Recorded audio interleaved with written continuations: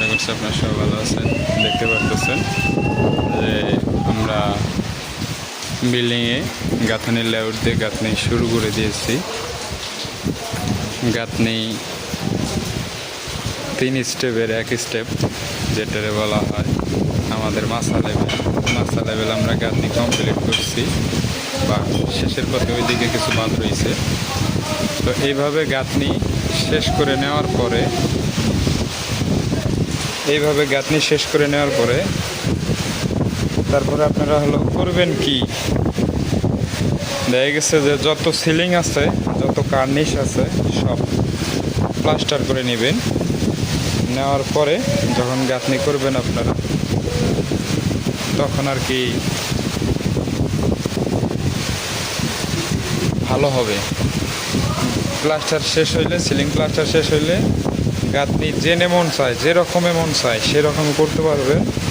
আর যদি গাঁথনি শেষ করে প্লাস্টার শেষ দেন, প্লাস্টার শুরু করেন, তাইলে তখন দেখা গেছে আপনাদের ভালো করে ঢাকো রে,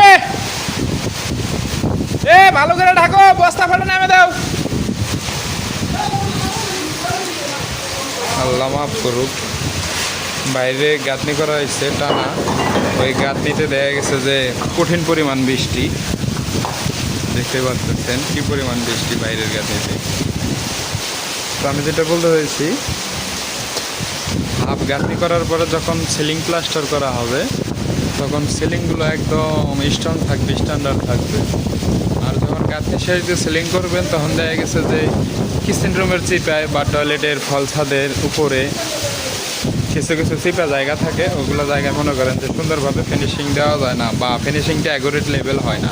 আর যখন পুরো সিলিং, পুরো বিম একই লেভেলে গজ মারা হবে, ফিনিশিং দেওয়া হবে, তখন জিনিসটা অনেক সুন্দর হয়। তো আশা করছি আমার কথাগুলো বুঝতে পারছেন। এইভাবে কাজটা করলে কাজটা জেনুইন বা সঠিক থাকে। তো আমাদের কাজগুলো কেমন হচ্ছে অবশ্যই লাইক, কমেন্ট, শেয়ার করে জানিয়ে দিবেন।